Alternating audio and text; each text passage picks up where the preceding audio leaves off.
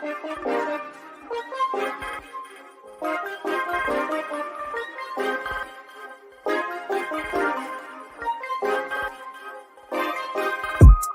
active, king of the palace, rubber like Malcolm, balled up fist in the air to the flashlight, yeah, hands up in the air till they gun me down, I keep it on it, they crunching the numbers, I'm bringing out, young nigga got a fetish for success, if I ain't next and I just leave impression, next to rain on the window pane, puffy plain Jane, let them second guess me, wanna cop the Porsche with the porcelain skin, grip the wheels, let the horses just why they trash another chore on my list? Added this orbit, I saw with the pen. I'm eating good, Miss Caloric as shit. I sipped the potion and poured it.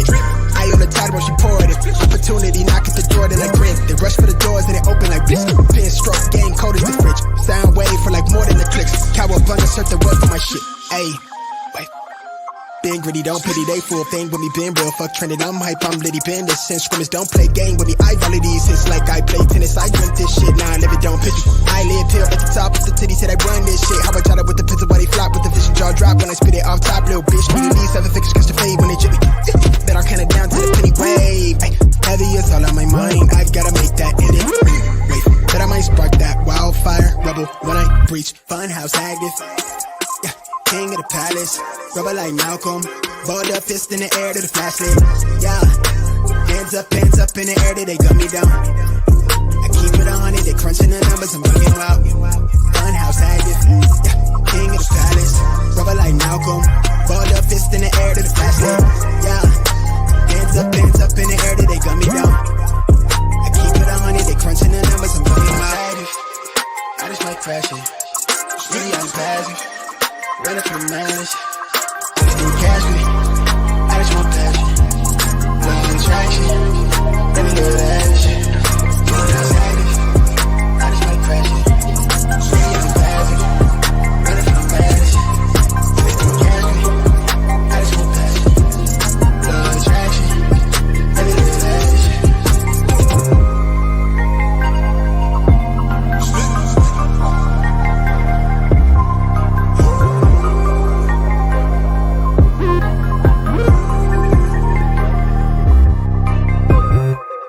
Charge on its last light, same clothes I'm from last night, still lit like it's last night, young living in the fast life, young. Smoke cloud from the ash pipe, catch air from the half pipe. I need a centerfold from the shows with the mansion, chandelier dancing, counting a Branson. Yeah. Been had hella Franks when it's ballpark figures. Might be in the field, but I came from the trenches. You can tell it's my time, look at the swing. I do like the charm on my wrist, let me flip. Want me pay the way, I'm the wave, I'm authentic. Sitting courtside, got a sprain, nigga. I run the gang for the gang. Nothing but a thing when I sing. Young Usain, I'm sprinting, getting fresh prints, counting a blessing on blessing on blessing. They call me the reverend, y'all nigga play too much. I've been so gone off the praises, I end my hiatus by sparking that flame. Shit, y'all niggas stay in your lane, young entertained. I'm next to rain, the fuck is you saying? Out of my brain, not from this planet. Hide from the cameras, high up the energy sent to me. From the enemy, that's the advantage. By doing this damage, accounting the dentist, I buy you my nemesis. This is my genesis, I never had privilege.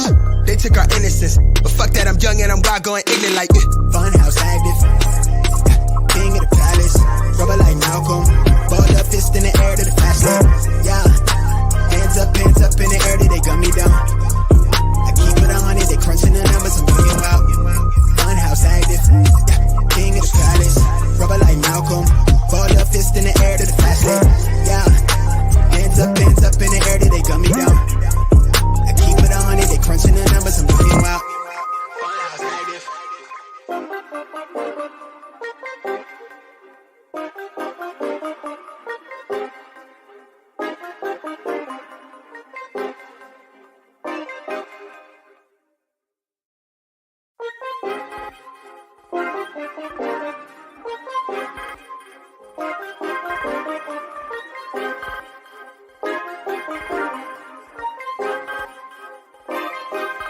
Funhouse active, king of the palace, rubber like Malcolm, balled up fist in the air to the flashlight, yeah, hands up in the air till they gun me down.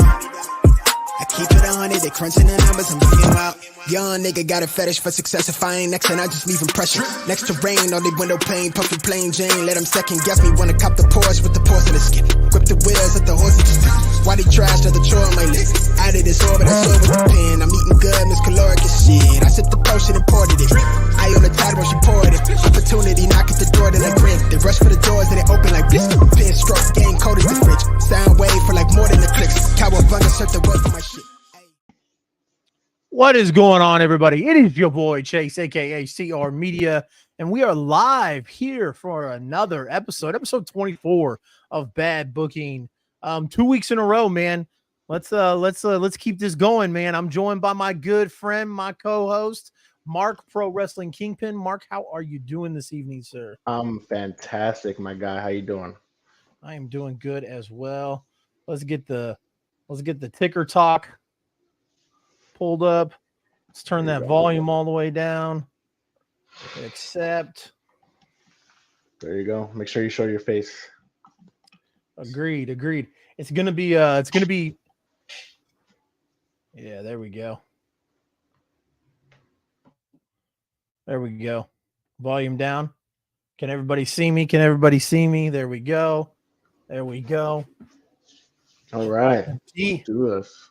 Yeah, DM knows. Look at that nice hair, dude. Yes. Got it all trimmed up. There you go. Yeah. I walked in and I said, I want that Jey Uso, baby. He said, I got you. Is that what you told him? You said you want that Jey Uso, baby? I didn't. I told him I was like, I want the same thing I get every time. And he was like, all right.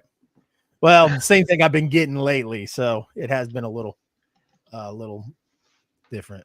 Raz says afternoon, evening. Appreciate everybody joining in.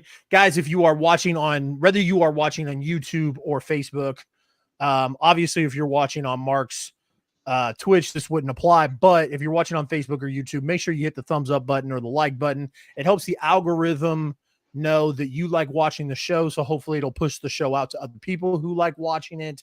Man, we've got quite the show to break down here, man. We had NXT, the Great American Bash tonight. We've had plus a whole bunch of other stuff happen this week. But let's kind of get into it, man. We're kind of doing this as a post NXT Great American Bash show. Yeah, kind of, sort of. I know you were watching because I was getting your tweets, your notifications on the tweets. Yeah, I'm very active on the Twitters, guys, during pay-per-views or live events. Hit me up. Absolutely. So kind of talk to me about what your thoughts were on the show overall.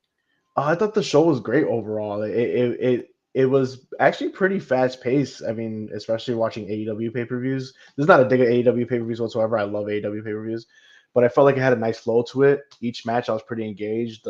Everything really told a really good story for the most part on this show, and that's what I really liked about it the most. I felt like there was a lot of blow-offs here, and the story was being told with the matches, and I loved it.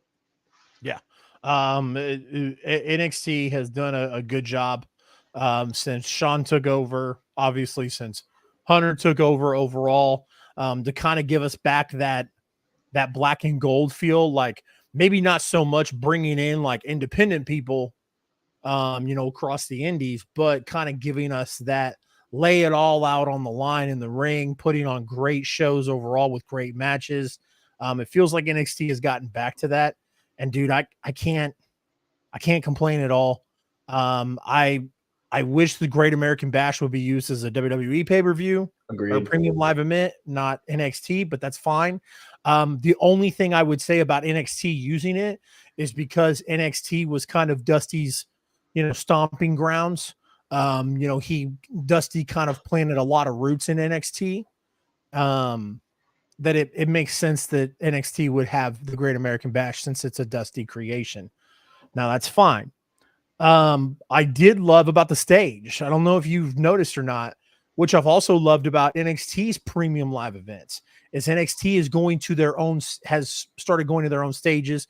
They did it with Stand and Deliver. Right. It's not the basic, NXT arena with just some LED graphics and some change up on the turnbuckles and whatnot. There is actual stages that appeal to the actual show. So I like that. It was a good change up. I agree. Definitely. Cody narrating the beginning, I thought that was awesome. It was a nice touch for sure. It was definitely a nice touch. Before we get into breaking down the event, Mark, why don't you tell everybody where they can find you on social media, my friend? All social media, Pro Wrestling Kingpin, Twitter, TikTok, IG, you name it, I got it. Follow me, I'll follow you back. There you go. There you go. He is a follow me, follow back kind of guy. I am not. If I don't know you, I'm not following you back. If you message me and ask me, create a conversation, whatever, but you get a lot of weird bots and stuff like that on TikTok. And Yeah, I don't follow bots. You have to have content. If you got content, I'll follow you back. If you're one of those that don't even have a profile picture, don't even bother. There you go. There you Yeah. go. At CR Media on all forms of social media. Yeah, man, we kicked it off with the NXT title match, the NXT tag team title match. Sorry. And we've My got boy. Channing Lorenzo and Tony D'Angelo. Tony D'Angelo's a freaking star, dude. I don't care what anybody says. I'm so glad he won the tag team championships. That character's money. I dig it, man. All the stuff they did with him, that's because you are on the sus side of TikTok. I am on the sus side of TikTok. Aaron Williams says, if I were NXT right now, I should have brought back Takeover. I feel like these kind of things are like takeovers. I feel like it's an NXT takeover, the Great American Bash, NXT takeover, stand and deliver. I just feel like, that's what it is. But no, man, I'm a huge fan of Gallus. I think it was time for Gallus to drop the titles to Tony, man. Tony's really hot right now, coming out of this whole prison storyline. I mean, it was time for Gallus to lose. Tony's so over right now. Everyone loves him. The character work is great. The promos are great. The in-ring work is great. Everything about it is great. And it was just time. No, I agree. Here, give me 1 second here. How do we do this? What are you doing? I'm trying to share the live to all my. Don't even worry about it, bro. Let's just go. Let's just go. Come on. All right. Anyways, Tony's been working out while he's in prison. Hell yeah, Steven Chambers. Tony's a beast out here. Yeah, Tony's a beast out here. He's reready. No, man, I've always been a big fan of all three of those guys in Gallus. I think that I was a huge fan of NXT UK, and we're going to kind of get into that later as we talk about the show. But I love Gal, but I mean, I can't disagree with you, man. Like Tony and Channing, like they just Tony's on fire right now. I'd like to see him in a singles title picture more than I would at the tag team, but this works. His mob Italians, the mob Italian style character. You can't like do a mob style like Italian character without being a part of a group, a family of some sort. Agreed. I agreed. Yeah. So I mean, they're still saying it's a family. Maybe people join in later on. I 100% agree on you. I think he needs a faction to lead, in my opinion. But for sure. Yeah.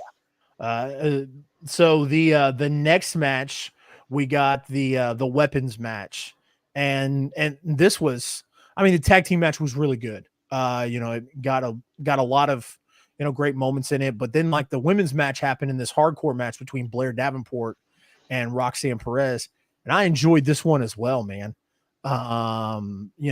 It didn't get too violent, which is kind of what you hope for when you see like a hardcore weapons match, right? But I think that they played to their strengths. Roxanne's always been a great, in-ring competitor. Blair Davenport, she's great as well. Adding the weapons, I didn't think was necessary, but I didn't hate it. I didn't think it was necessary either. I wanted them to showcase themselves a little bit. I mean, Blair Davenport, her from NXT UK as well. I felt like they both can go and they both could have done something special without, the gimmick match. But I mean, it did work. It didn't go on too long. It didn't get too violent as well. And I still think they put on a pretty great show. Yeah. It finished the story too. Like it really told the story of how brutal their feud has been leading up to this point. And that's the whole point. And that's what I enjoyed about it. Yeah, exactly. I was going to say you needed the weapons of some sort, or you needed a cage or something to blow off that big feud. Blair attacking people left and right and taking out Roxanne and etc. So, The next match, I'm kind of excited to get to, man, because uh, it's kind of a weird element. Baron Corbin and Gable Stevenson. Why are you staring at me on TikTok? I'm doing something on TikTok. Just speak. I know. Don't worry about it. I know. I'm just messing with you. I Don't keep seeing. fucking. I keep seeing you look at me from. I'm not even looking at you. Yeah, you are. You looking right at me. I see you. I'm not. I Go on. see you. You have no idea what the fuck I'm doing. This guy has no idea what TikTok is. Keep Anyways, going. Baron Corbin versus Gable Stevenson. Right. They changed Baron Corbin's music again. So he goes back to the Lone Wolf gimmick, comes out with the old NXT music, makes everybody happy. Well, kind of. The people that wanted him to go back to it. I don't really think that there's a place in the world where you could look at Baron Corbin and a bunch of people are going to be happy. That's just all there is to it. Baron Corbin is just not a very likable guy in WWE, and it is what it is. I don't think he's that bad, but I've seen so many complaints and I've seen so many. I'm one of them. I'm one of them. I mean, it's just it's just bad because I mean he's being repackaged and repackaged and repackaged, and I feel like was the only downfall of the night for me out of all because this show was pretty great in my opinion. This is the only downfall because I feel like it ended the way it ended because of his character retool yet again, and they didn't want Gabe Stevenson, to take the victory over him because of that retool, and I think that's just unnecessary and unfair to Gable. Well, so that's not the only thing I wanted to talk about in this match. That was Mhm. that was a footnote of this match. The big thing in this match is the crowd and how they reacted to Gable Stevenson. So let me ask you before, are you aware of any of the controversy in Gable Stevenson's past? Not really, no. Okay, him and a couple of other, young cats at the school he went to Mhm. were accused of sexually assaulting a woman. And actually, I don't know if it was a woman or a man. I have no idea. The story that I read just doesn't state, so I'm not going to assume. Now, which is crazy because so I'm wondering, I wanted to ask you, do you think that because the internet gets a hold of stuff like that, that is the reason why he's been kind of pushed out? For Or sure. I mean, it's cancel. It's cancel all day. Cancel culture all day, bro. okay, or is it because WWE hyped up his debut so much and then people just kind of like fizzled out? It's cancel. I think that's what it is. I mean, WWE hyping him up plays a part in it. Of course, it does because especially when the guy's been drafted to Raw, wasn't he drafted on Raw a couple years ago? Yeah. There we go yet again. Why the draft is stupid, but I'm not gonna go there, guys, tonight. Don't worry about it. Yeah, it's a But I mean, completely different draft. I mean, there's no reason to do that. So I mean, I mean, the guy was drafted to Raw a few years ago. You hyped him up. Everyone's waiting for him to be there. You never even made a debut besides cutting a promo, I believe, on Raw. And that plays a part in it, of course, because you have this guy, okay, he's coming, he's coming. It's like Veer Mahan's coming, he's coming, he's coming, he's coming. You had this guy coming for years and he's done nothing. So at the point, how are you supposed to get behind a guy that hasn't done anything? On top of, like you said, if you have this past controversy with him, it's not going to help his case either. So yeah, I mean, it's a little bit of both, but I mean, definitely has to do with the cancel culture. okay. Steven Chambers says Gable and Baron's match dog crap. Corbin carried Gable, which is not not a good thing to say. I don't You know, think I don't say that that's accurate, to be honest. And yeah, it's not a good thing to say. I don't think it's accurate, to be honest. I felt like Gable looked pretty good. He's not the greatest accomplished in-ring competitor, of course, and it showed, but I don't think he was that bad either because the match was not bad and I was pretty into it up until that horrible finish. Even the crowd was chanting bullshit. So, but yeah, Derek, Gable did have his moments in the match. He had a couple good spots with him. I mean, but I wouldn't Yeah. say that he was carried.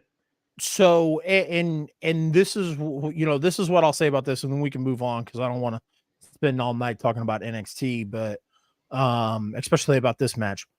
But if you go back and look, like obviously to compare somebody to Kurt Angle is a huge like thing to say. Those are humongous shoes to fill. I mean, those are craters to fill. You couldn't fill those shoes. But obviously WWE wanted to maybe grab that lightning in a bottle with Gable Stevenson because he's an Olympic gold medalist, et cetera, right? When Kurt debuted, they let Kurt go out there and get an undefeated streak, right? He faced a bunch of people, and in those matches that he had, Kurt showcased his strengths. Kurt Angle didn't go out in the first few months of being in WWE and get into grudge matches. No, he was just doing matches, and he was doing what he can do, and that's shoot wrestling, suplexes, all kinds of stuff like that, submissions, etc. I think that's where WWE NXT kind of missed the moment for Gable, because you put Gable into a strong feud right away. And you expected Gable to go out there and tell a story in the ring, and that's not what Gable can do yet. Gable hasn't been in the business long enough, and no matter how long he's been at the Performance Center, Gable's not capable of going out there and telling a story like Corbin or anybody else that is a WWE superstar can do. And I think that's where they handicapped him, because they wanted him to go out there and do that. And they should have put him in the ring, had a debut match on NXT, had a few debut matches on NXT, and then debut him at a premium live event on NXT against somebody. Once again, not a feud. Don't put a feud involved with it. Open Definitely some challenges. one-off open challenges, some Yeah, squash open matches here and challenges, there. squash matches, stuff like that. Agreed. Stuff that will get him to be able to, like I said, showcase his strengths. And right now his strengths are going to be shoot wrestling and suplexes. Agreed. And you let him go out there and dominate a guy. And to be honest with you, you've already fucked Baron Corbin up all the hell. So, and I get it. Like, Baron Corbin may be, uncharismatic, but it's just been all downhill for Baron Corbin from here. So why not let Gable Stevenson go out there and suplex the shit out of him, and then tap him out or pin him 1, 2, 3. Agreed. I think that's what it should have been tonight. But because they wanted to keep this blood feud going, this feud between Stevenson and Corbin, I think that's why the crowd reacted the way it did, and why Gable is going to look green and he's going to get exposed. Yeah, I agree. That's a great point. Didn't even think about that as far as the feud aspect. It was more so just, like I said, trying to protect Corbin and his third or fourth character change since he's been a WWE superstar. But yeah, that's a great point, and I like that.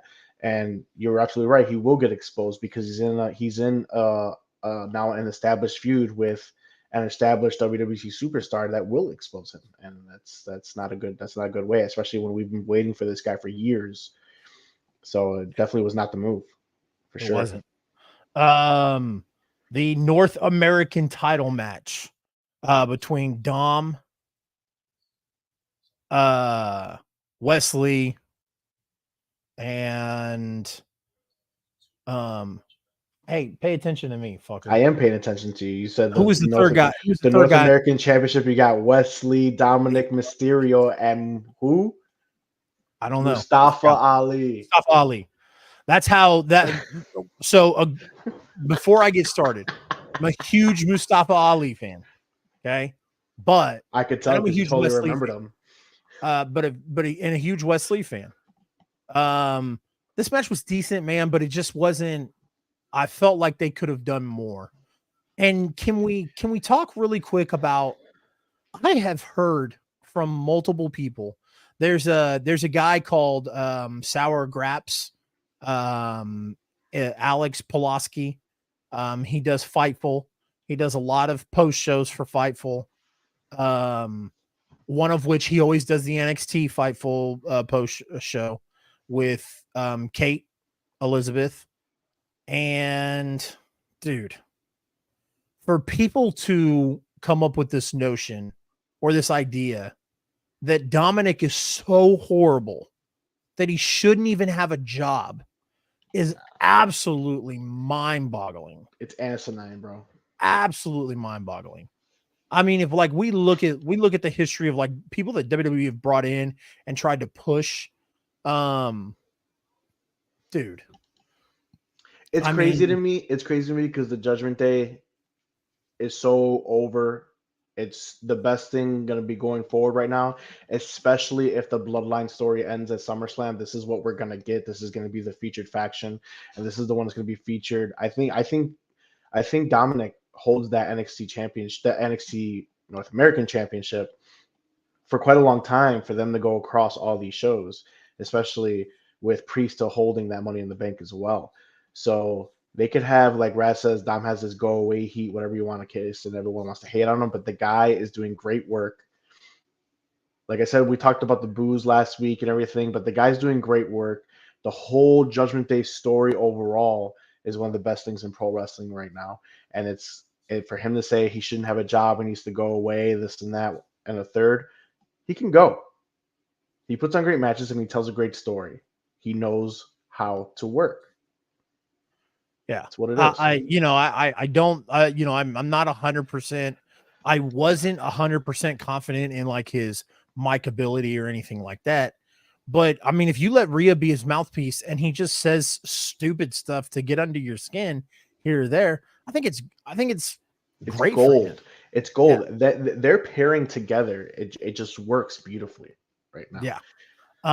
And like it's just so confusing because I'm watching people I'm watching people be like, oh, he shouldn't have a job. He shouldn't be in WWE. He needs to go back to the Performance Center, etc. And I'm like, what are you watching? I mean, like I've watched people in WWE that I've been like, probably not the best, probably should go to NXT or whatever. But man, I can't look at Dom and be like, he shouldn't have a job. He shouldn't be in the WWE. He needs to go away. Everyone just likes feeding on that bullshit, like, oh, you were handed it because of who your father is. And you could say that about a lot of second and third generation talents. Yeah. If you don't like the guy, then you don't like the guy, but don't start throwing shit out there just because, oh yeah, he was handed a job because of Rey Mysterio. Yeah. It's wild. Like I said, I didn't want to spend too much on that match because I enjoyed the match, but I felt like with the way that this match to me was the weak link out of all the other matches, and Baron Corbin, and Gable Stevenson. Yeah, that one was the weak link for sure. Yeah. The next match, Thea Hale versus Tiffany Stratton in a submission match. You want my thoughts, or you want to go first on this one?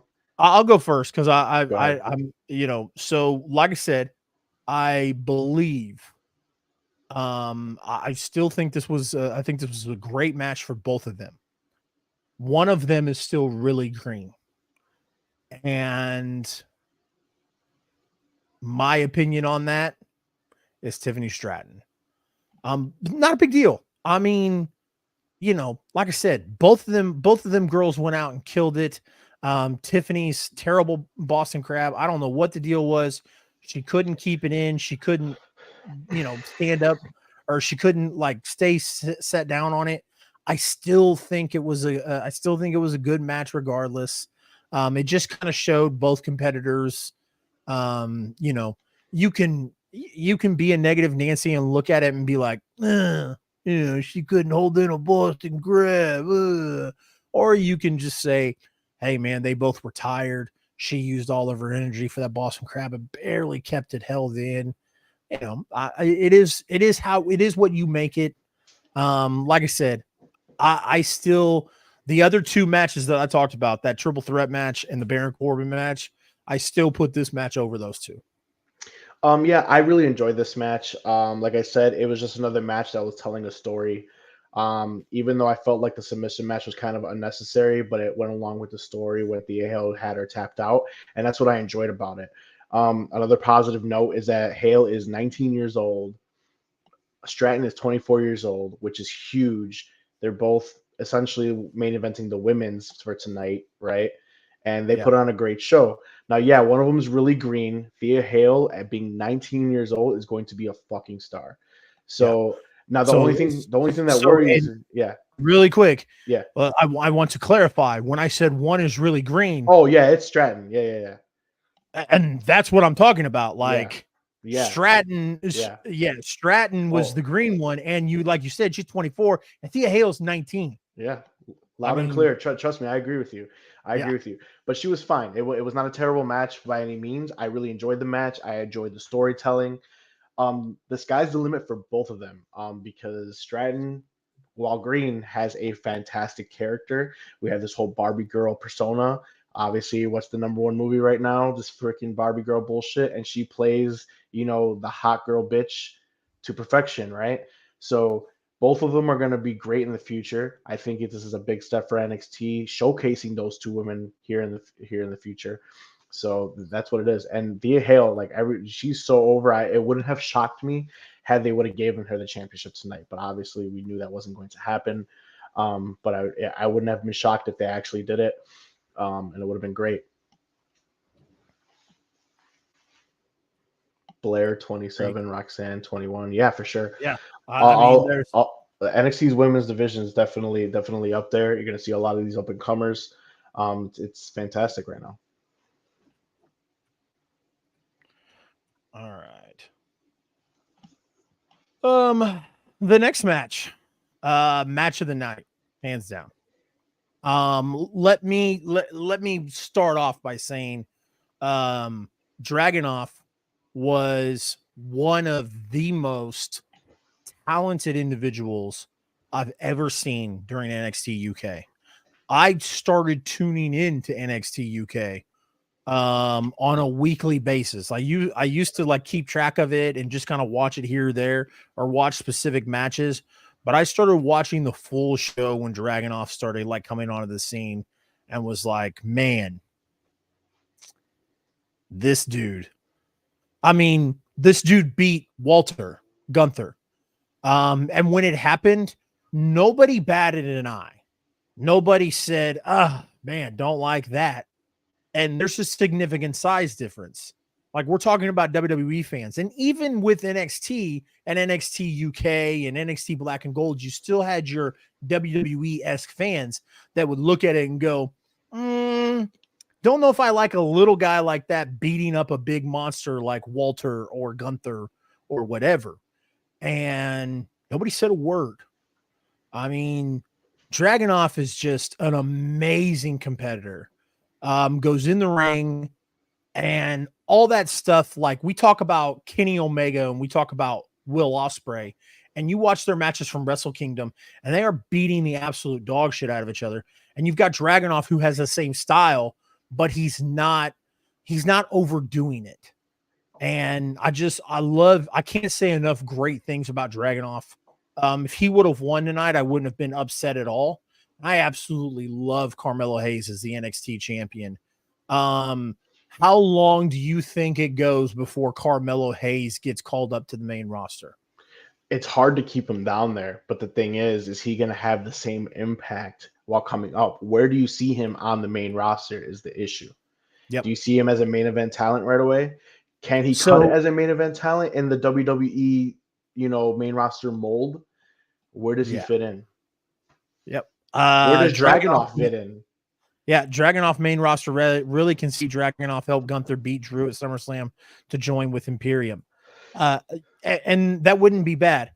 But so as we close out this NXT talk, I didn't have this on the rundown because, this is kind of something I thought about in the middle of the week, and I meant to put it on our list of topics to talk about, but I forgot. And Mhm. we don't have to spend too long on it because we kind of got a full show tonight. I know neither one of us want to be on here for 3 hours, but so the whole talk about Dragunov and Carmelo Hayes kind of brings me to this.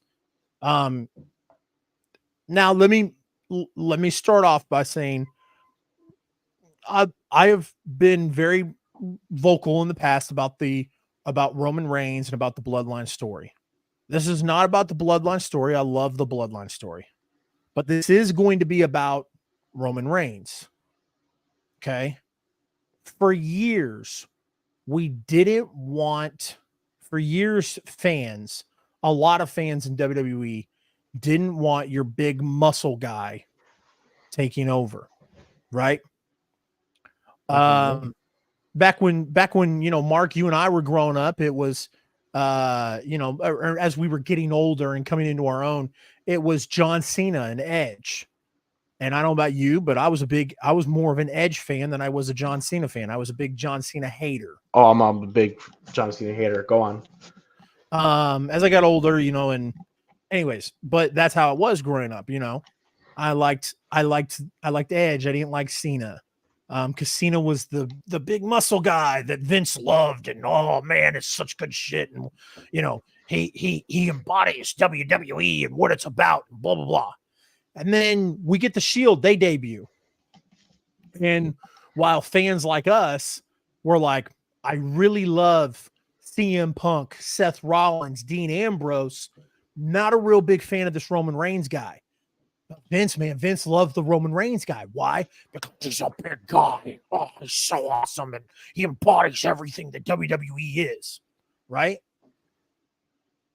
So what does WWE do? They made Roman Reigns the cool bad guy. So we all love him. And we've spent the past 3 years watching Roman Reigns kill all of the guys that we liked. The Daniel Bryans, the Edge, the Seth Rollins, the Bray Wyatts, all those guys, right? So the Cody Rhodes. So now, like you said, we're stuck at a crossroads here. Because what do you do with a guy like Carmelo Hayes, who absolutely positively should be a world champion someday down the road? But it doesn't feel like that's going to happen for guys like that. Because unfortunately, we have created a new generation of people watching the product that go, Roman Reigns is the world champion type. Seth Rollins is a world champion type. Exactly. Daniel Bryan, he's not a world champion. Sami Zayn, he's not a world champion. Carmelo Hayes, sorry, man, super gifted athlete, but you're not 6'3", 6'4". You're not 250 pounds. You're just not world champion material.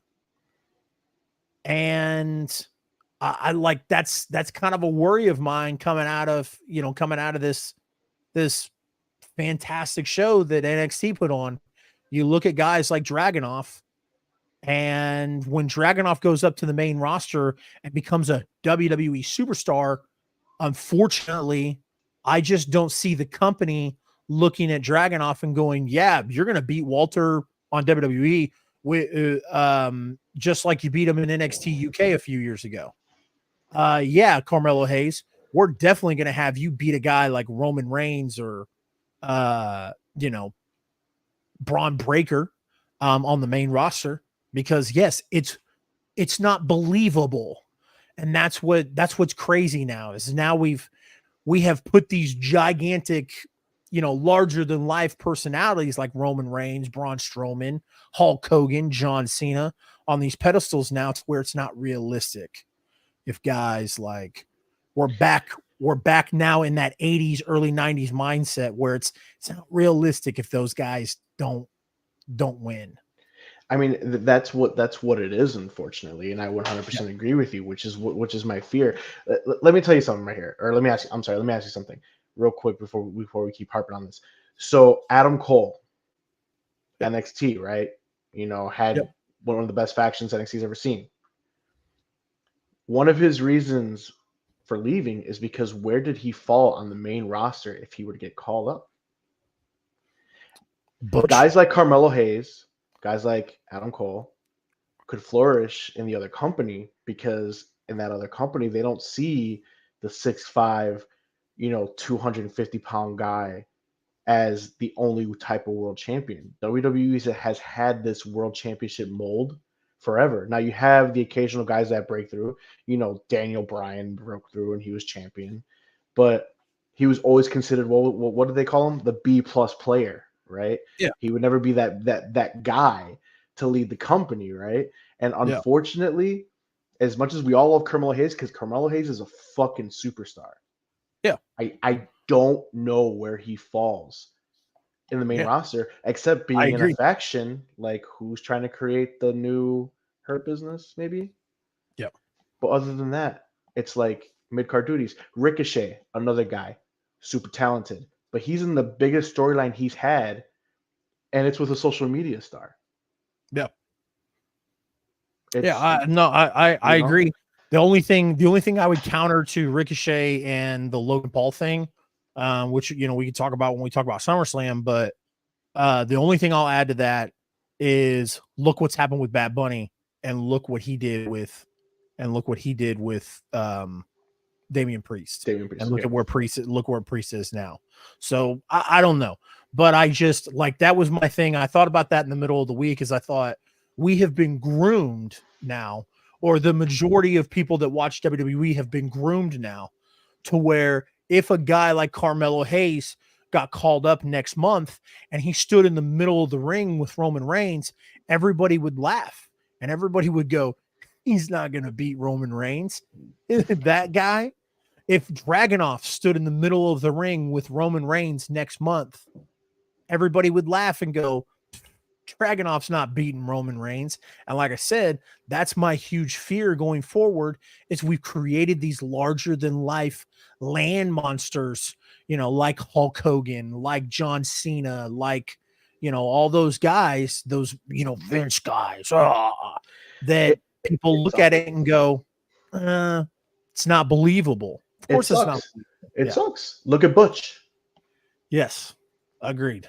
Yeah, I mean, like, is there any timeline in the multiverse that where Vince is running WWE where you say, oh yeah, I could definitely see Butch and Roman Reigns main eventing a pay-per-view and Butch holding up the WWE championship? Exactly. Nowhere, anywhere. But look how badass Butch was in the UK. Look how badass Butch was in NXT here. It sucks. It sucks. Draft time? Draft time? Draft time. It's time. It's time. It's time. It's draft time. Yeah, we need music for the draft, like the NFL draft, or we need to have yeah. I don't have anything good. I bought this soundboard and I don't have anything worth a shit on here except for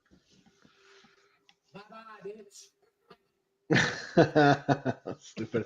All right, guys, it's draft time. We're going to continue our build your own promotion.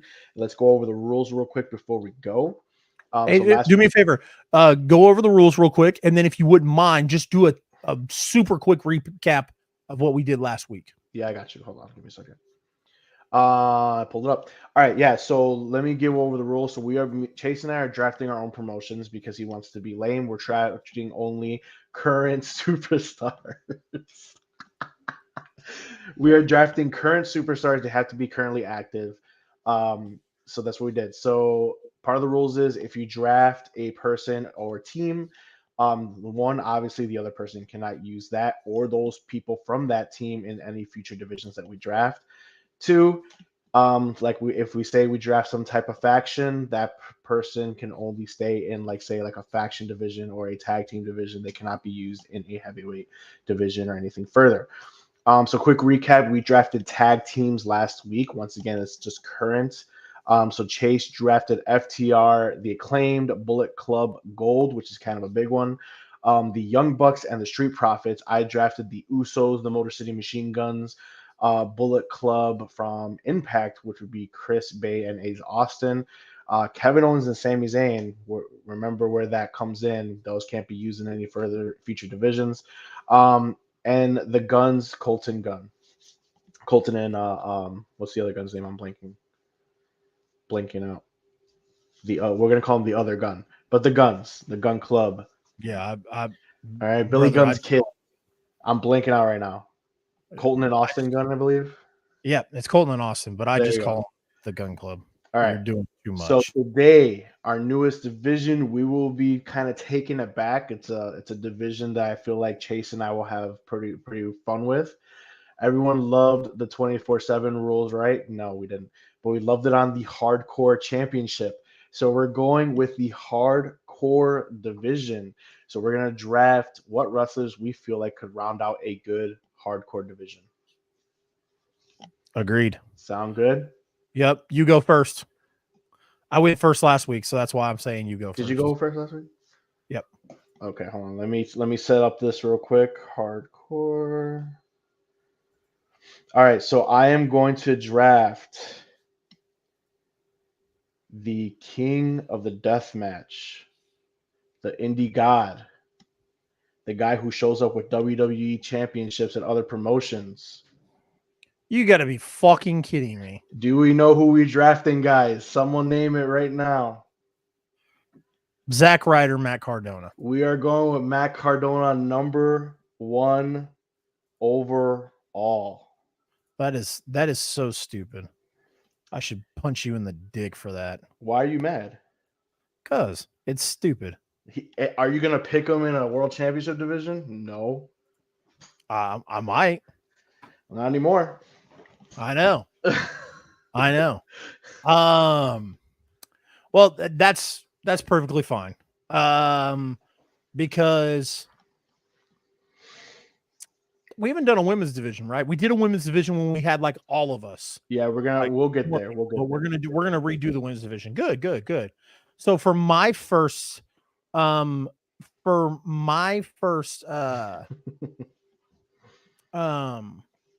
first pick in the hardcore division. In the hardcore division, I'm going with former GCW champion. Here we go. Masha Slamovich. Oh, a woman. Taking a woman out of the division too. Look at this guy. Yep. I was not expecting that. And stop auto-correcting me.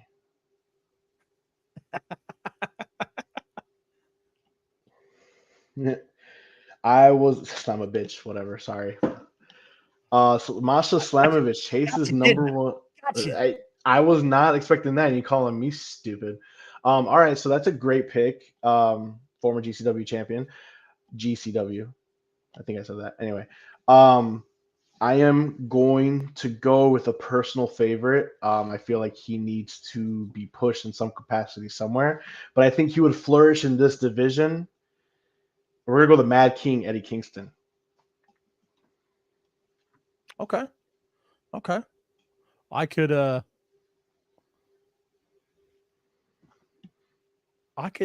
dig that. I think I could dig that.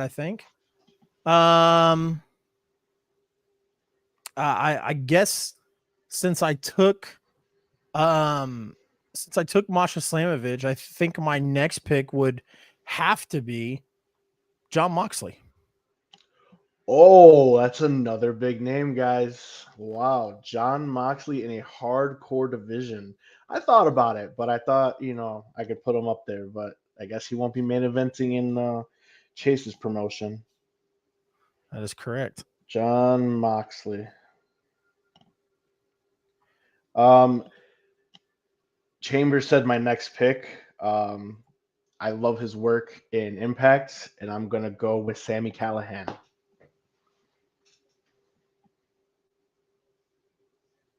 I like it. Jon damn. Moxley. Wow, you got two just random ass names in your divisions that I was not really expecting to happen. I know. Crazy. Bro, you took Matt Cardona. Yeah. King of the Deathmatch now. The Indie King. Shows up. He don't give a fuck. He shows up on the promotions with other people's belts, man. How hardcore is that? The women's tag team title. Titles of time. It's more prestigious than his titles.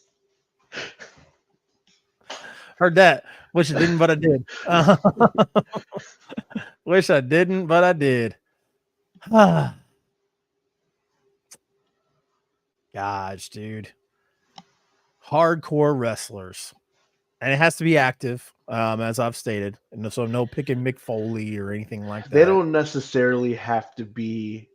It's someone who you feel like could flourish in the division.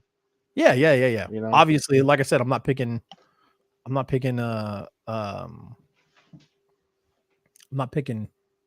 guy. Give me.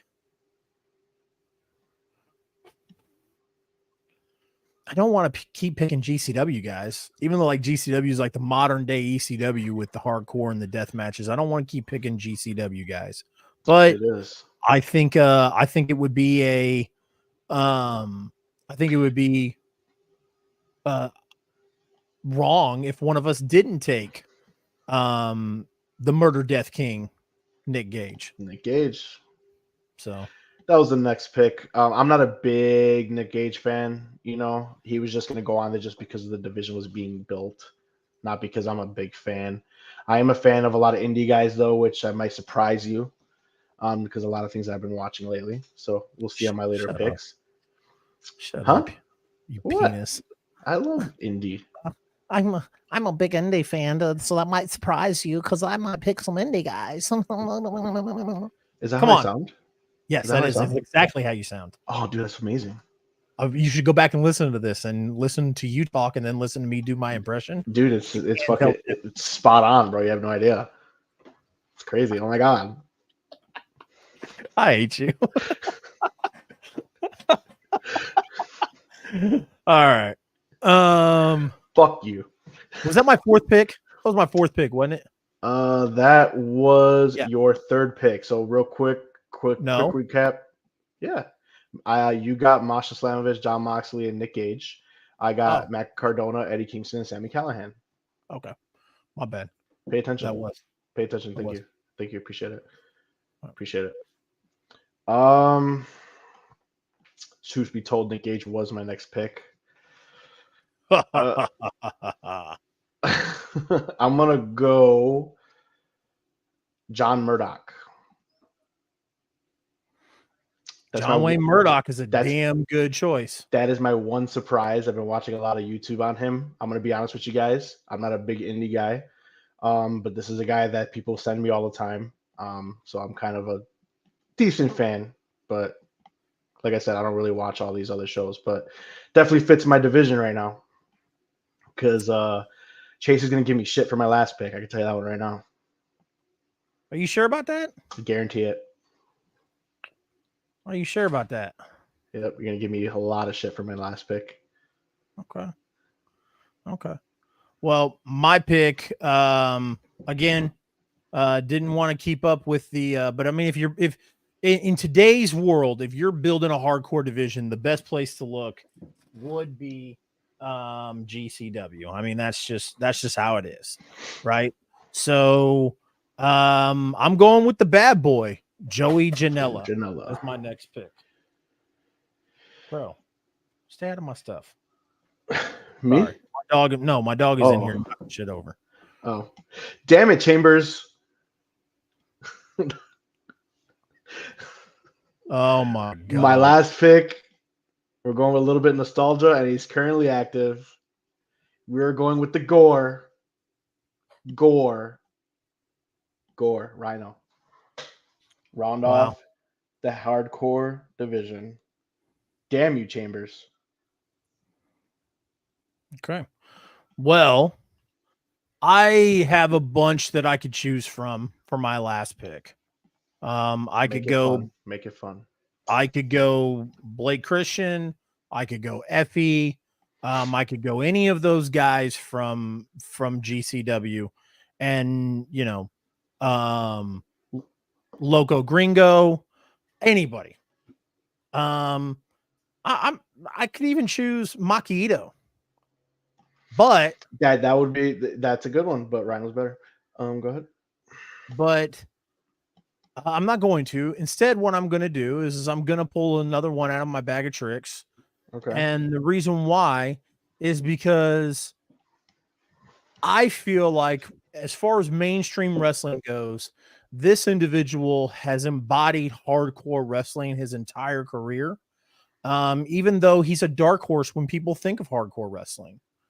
But if it wasn't for this individual, there's a lot of guys who wouldn't be doing GCW, ladder matches, stuff like that. So my final pick, I'm picking the charismatic enigma, Jeff Hardy. Wow. Okay. Interesting. Bro, my hardcore division is fucking stacked. Yeah, it's full of shit is what it is. All right. That rounds off our hardcore division, and Chase's shitty division is as follows. We got Masha Slamovich, we got John Moxley, we got Nick Gage, Joey Janela, and Jeff Hardy, which is a surprising pick. I actually, I like that one because we didn't take the Hardy Boys who are currently active in our tag team division. So nice, I like that one. Yep. The GOAT hardcore division is as follows. We got Matt Cardona and the God, Eddie Kingston, Sammy Callahan, John Wayne Murdoch, and the ECW legend himself, Rhino. Let us know who won that division, and we will update you on our YouTubes as well as we further build our promotion. All right, moving on, Chase. What we got? That's great. What we got? That's what I got. So we kind of kick off the show, or not? We kicked off the show with the Great American Bash results. Now we just drafted our own hardcore division. Now we're going to kind of get into some news, guys. Collision. And I'm gonna move some things here. It was brought up that the real champ finally revealed what was in his bag. CM Punk came out on Collision just as you and I had predicted and pulled out an AEW championship. And even a challenge was laid down. He's going to defend this title against Ricky Starks. What the fuck is going on, man? This worries me so much. Yeah. So we're going to stick with the positive real quick before I tell you what worries me. So here's the positive. It looks like you called it. They're setting up MJF and CM Punk in Wembley, which I think would be the better move. So then you could get that out the way, who loses, and then hopefully give Adam Cole a week later. That's how I would personally book it. So Adam Cole doesn't take an L. Wait. Let's back the fuck up real quick. I said you called it. No. Let's back the fuck up. You're telling me that you're willing to book CM Punk and MJF in Wembley? We have no choice at this point. You're setting it up. That's the story. It's not the story. It's not the story I want. But that's what we're going to get. Chicago is a week later, Mark. You can't do it. You cannot have Adam Cole lose. If you do that, it's a wrap. It's a wrap for Cole. This is how I said. This is how I would book it. You have CM Punk said it. CM Punk is the first person. If you're paying attention to the promo, CM Punk is the first person to mention Wembley. He said, "Go back and watch it." He mentioned it. He says, "Is he going to be at Wembley? How is he going to be at Wembley?" And he's bringing out the championship. What does that tell you? They're not going to do it in Chicago. He'll have a match in Chicago. Obviously, it's fucking Chicago. But if he's mentioning, oh my God, if he's mentioning Wembley and pulling out the fucking title out of his bag, he's having that match at Wembley, Chase. I don't think so. I think he's defending that title against somebody else, and it's not MJF. And now we're moving into what's worrying me. We're having two fucking champions, and I hate it. We're having two championship matches. So here's the thing: it's so it's so stupid. It's kind of funny. I think for an event like Wembley, if we're talking 80,000 people plus at Wembley, why not have 2 world title matches and then crown an No. undisputed champion a week later? No. No. I I don't disagree with you, brother. I think it's stupid, but Here's the thing. It's stupid and it's crazy though because it's captivating, and this is why it makes me say that CM Punk is literally top 5 in our generation. Only because everything he does is always the top story. It's always what he's always captivating us, and he's always telling the story. And no matter how bullshit this is, that's what I want, Chambers. Yes. No matter how bullshit this is, you're still captivated by it. But I don't want to see 2 fucking championships, 2 world championships in this show. It's like everyone. I always like try to defend Tony Khan, right? But everyone's gonna go after Tony Khan right now. He's a fucking wrestling mark. He's using what he grew up on with the WWE as his mold for his company. You don't need to have 2 fucking world champions just because you got 2 shows. That shit wasn't done in the 90s. WCW Nitro and Thunder didn't have 2 fucking champions. SmackDown and Raw didn't have 2 champions. You don't need it. I agree. I don't think you need it, and I don't think they're going to. I think, like I said, I think this is something that they're going to do. I mean, Wembley's in a month, dude.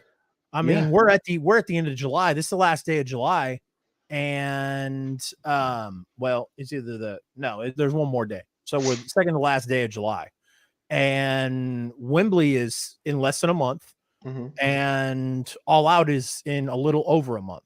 Right. So I mean, like, I don't think we're gonna do 2 champions. I think they're going. I think this is going to be an old school, like, oh, is he the champion? Is he the real champion? We need to decide who the undisputed champion is. And if CM Punk is carrying around that second title, there is no way I see CM Punk letting his ego do it in Wembley. It's happening in Chicago, dude. Here's the only way. You just said it, Chase. His ego, right? Yeah. His ego is the one that drives him, right? Yeah. How is he not going to fight for the undisputed championship at the biggest wrestling stage in history? Because it's not Chicago. So, So here's the only way I would see. Here is the only way I would see it happening.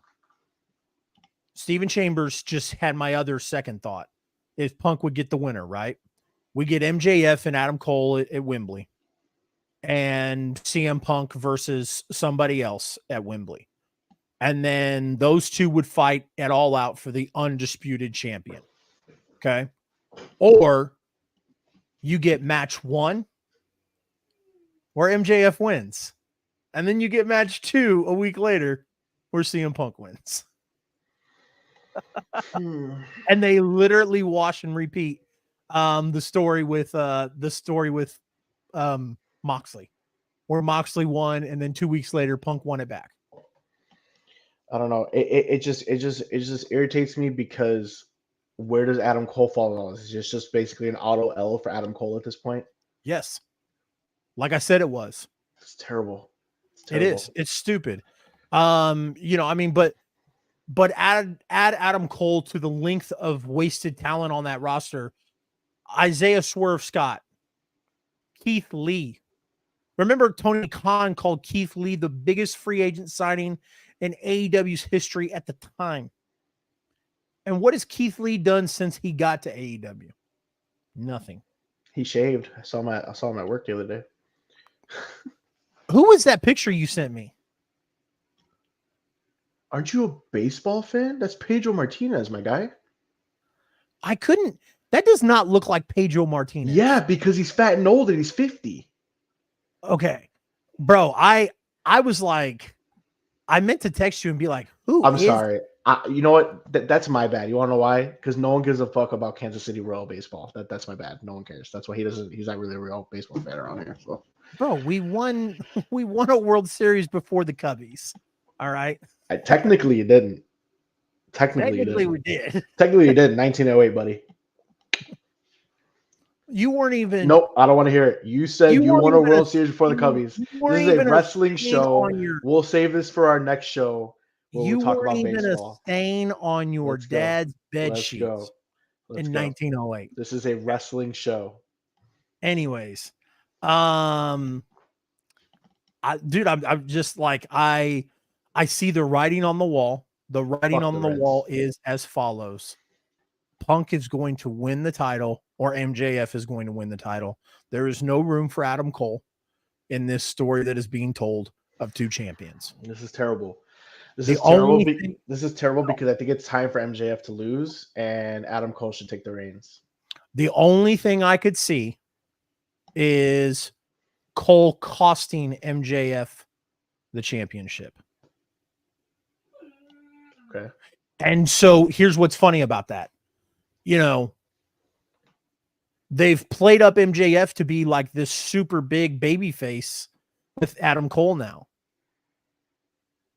Is it so obvious that Adam Cole turns on, or I mean, so obvious that MJF turns on Adam Cole? Maybe. I mean, you got a point. Yeah. I mean, Or do they throw a wrench in and have Adam Cole turn on MJF? do you think that Tony Khan is he's hearing the chirps about how the tag team is so over that he really has no fucking clue on what to do because he sees a moneymaker in front of him? I agree, but what do you do? Because you've blocked yourself into a corner.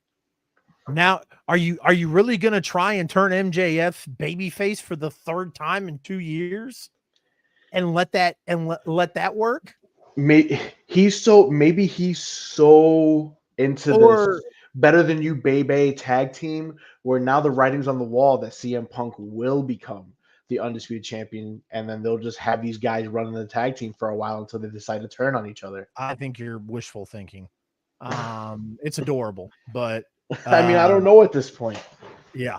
Speaking of money and writing on the wall, there has been a lot of chirps, a lot of rumors, and that's about as far as I will take them, but it is worth talking about. Grayson Waller has been sort of calling out The Rock. And there's been some talk that there could be a possibility that The Rock shows up next Saturday for the Grayson Waller effect. Is there any, let me ask you, do you think The Rock shows up at SummerSlam? No. Okay. Here's my next question. If The Rock did show up for SummerSlam, is it the most ignorant shit in the world that you have ever seen? Would it be the most ignorant shit you've ever seen if The Rock shows up to SummerSlam in Detroit, Michigan for the Grayson Waller effect and doesn't confront Roman Reigns? If you brought The Rock back for the Grayson Waller effect and not to be involved in the bloodline story, to not have a one-on-one match with Roman Reigns, would you, like many other people, put a hole through your wall? Yes. Moving on. I think it is stupid. I think it is absolutely asinine and ignorant that we are even teasing this. And I think it is absolutely asinine that anybody has even talked about it. If you are the WWE and you bring The Rock in for the Grayson Waller effect and you don't bring him in to confront Roman Reigns or any form of the bloodline at all, you are out of your fucking mind. Maybe they use the Grayson Waller effect to segue into him confronting it. Maybe like fucking Paul Heyman shows up in the Grayson Waller. I don't know, dude. It's fucking stupid. Like, Yeah. There's no way for me to book this. I mean, the way I would book it is if he is going to come back, he shows up after Jay loses to Roman Reigns, and he shows up after, and that's it. Yeah, no, Stephen Chambers, I agree. Hollywood on strike, Rock looking for something to do. If that's the case, then yes, absolutely, Rock should show up and we should get a tease of the biggest match in history, or we should get a segue into the biggest match in history. Agreed. But if The Rock shows up on the Grayson Waller effect, walks out of the ring after he rock bottoms and people's elbows, the Grayson Waller walks out of the ring and does not interact in any way, shape, or form with the bloodline, anybody involved with the bloodline on Saturday, I will toss my TV out of the window. You heard it here first, guys. I Yeah. will clip that for you. Absolutely. I mean, I will blow a fucking gasket. TikTok, he's just talking about being mad. Don't kick us off. Yeah. Like, dude, you've had the biggest main event on your plate that you've been trying to maneuver in some way, shape, or form for the past 2 years. Longer. You have tried to, yeah. I mean, they planted the seeds for it back at Royal Rumble 2015, right? Mm-hmm. When The Rock helped Roman win the Royal Rumble. Okay. But I mean, this tribal chief and head of the table, I mean, for the past 2 years, it's been right there, and you've tried everything you can to do it. And then The Rock goes, yeah, I'll come in for the Grayson Waller effect, and then I'll walk right out. What? Are you kidding me? That's wild. So yes, moving on. I'm glad we're all in agreement of that. We don't just talk AEW and WWE on this show. We also talk a bunch of other stuff. And one of the things we want to talk about is Impact Wrestling. Impact is doing a lot better. I think. Pretty entertaining show. Yeah. I was a little sour on the Alex Shelley, Nick Aldis thing. I like where it's going now. I'm super excited. Josh Alexander's back. Hopefully he's all healthy and everything's good to go there. So is Alexander taking that title back from Shelley? I don't know. After my guy Leo Rush talks about option C, he showed up on Impact to talk about exercise option C, and I wouldn't hate it, man. I wouldn't. I love Impact. Impact takes those guys that we talked about earlier, those guys that WWE would look at and laugh and go, they could never be world champion. Mm-hmm. And they make them world champions. Rich Swann. Agreed. No, yeah, for sure. I've always been a huge fan of Impact, especially when the Dixie Carter era ended. And I got out of it for a few years, but the past couple years when I've watched, other than obviously my very vocal complaints about Bully Ray, I don't have any complaints about Impact, and I actually happen to really love the show that they put on. So I've been watching pretty much consistently now for the past couple months, and it has been great storytelling. It has been a good show to watch. Now, is it the best production wise? No, it's not. But as far as telling great stories, having good matches, Impact's doing it. Impact has been very entertaining. It's a dark horse type of promotion to watch, especially if you guys are only sticking with the big two right now in AEW and WWE. But there's a lot of good storylines. Leo Rush, like he says, exercising option C. Well, I'm sorry, wanting to exercise option C. He does have to face Kushida, because Kushida won the Ultimate X. So once he gets that out the way, then we'll see what's going to happen. But Kushida was just in the world title match when it was vacant a few months back when Josh Alexander did get hurt. So Kushida can absolutely go. You guys seen him in NXT. So him versus Leo Rush for the X Division Championship is going to be great. And if Leo Rush, which I assume would retain that championship, then we could see what Leo Rush is going to do. But everything revolving the Impact title picture is actually very entertaining right now, especially because now Josh Alexander's back, Alex Shelley, that boyhood dream of becoming world champion is. So, it's very entertaining around that in that regard. Also, the women's division has been pretty solid as well. We got Trinity as the Knockouts women's champion. And Peraza going to exercise her rematch at NXT. Wow, at Impact Emergence coming up pretty soon too. So that should be good to see. But Impact's got a lot of good stories right now. Absolutely. If you guys cannot find Impact, they do replays on their YouTube. I think like a membership is $199.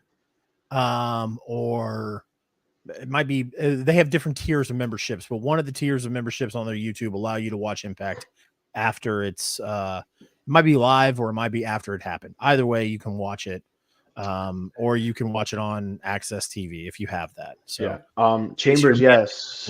So Nick Aldis is leaving Impact. Well, he's already left Impact. Everything we're seeing has all been pretty pre-taped. We talked about this last week. Personally, I don't see him going as a producer, but who knows what he wants to do in this stage of his career. But I know he doesn't like Nick Aldis. He'd never seen Nick Aldis as like a world champion or in that main event scene. I'd known him as Magnus. TNA, I always fucking call him Magnus like an idiot. But Nick Aldis, I think I always liked him. I liked him in Main Event Mafia. I liked him. I think he is in fact world championship material. I like the character that he has. Seeing him go to WWE as a producer, that would just be a letdown for me personally. I don't know if AEW will make him an offer. I really haven't seen anything in the dirt sheets in that regard. Everything has just been all ties to WWE right now. So unless Chase has seen something otherwise. No, I haven't. If that's what Aldous wants to do, it's kind of funny. We always talk about, I think like if you're in a position like Kyle O'Reilly was with NXT, Kyle O'Reilly really wanted to keep going. He felt like he had more in the tank. Same thing with Adam Cole. Adam Cole felt like he had more to give in the tank than to be a manager. So that's what they left. There's some wrestlers who, Adam Pearce. Adam Pearce was a big guy on the indie scene. And a lot of people were like, a lot of fans are like, Adam, are you ever itching to get in the ring and do one more match? And Adam's like, no. He was like, I couldn't be happier in the role I'm in. He was like, I'm never stepping in the ring again. I don't want to, don't have the need to. Love my memories as a wrestler, but I don't have any itch to do it. Right. So there's some that have that. And if, I don't know about Nick Aldis.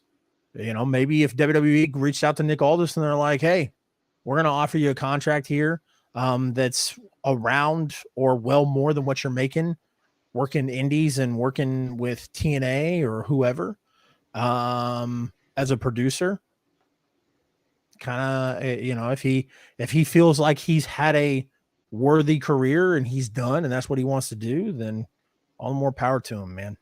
All the more power to him. But I don't know. I feel like he's gained a lot of credibility and steam the past year. So I feel like he might have a little bit more left in him than what that is, but I don't know. We'll see. We will see. Yeah, what do you think about Bully Ray's current little faction he's got going on? I think it's stupid. And I think Bully Ray should piss off. I knew he was just gonna give a shitty answer. Like it wasn't even. He's the least favorite thing on Impact. I just feel like Bully Ray. Obviously, we wouldn't know who Bully Ray is, right? Without TNA Impact, he would have always been Bubba Ray. He would have always been one half of the Dudley Boys, and it was different and it was cool at the time. Maybe not at the time. I wasn't a fan of it, but I've gone back and watched some of that stuff, and I'm like, man, it really was kind of different, cool what they were doing. I love the Aces and Eights. Yeah, Bully Ray, and good for Bully to have that opportunity to do so. He got in amazing shape. He looked like he could play the part of a main eventer. There was no doubting his talent or anything like that. It's just at this stage in your career, and at the stage that Impact is in, where, like I've said on this show a bunch of times, Impact is at a point where they are revolutionizing their women's division without people like Victoria or Tara or Gail Kim or anybody like that. They don't have to pull in people that made Impact relevant back in the day for the women's division to be that way. Just to chime in real quick, I know you're still going. Just real quick, if you're a woman in this division right now in pro wrestling, I feel like the knockouts division has always been the best booked division. It may not compete in talent wise as far as the other promotions, as far as those big name people, but as far as booking the women, booking those knockouts, that's where you want to be. So I believe Trinity made the correct choice in going to Impact and wanting to prove herself, as a main event, woman in pro wrestling. And that's where you want to be if you're a woman pro wrestler, in my opinion. And like I'm going to be clear about something. I don't think it's always been that way, but for the past couple of years, it has been that way.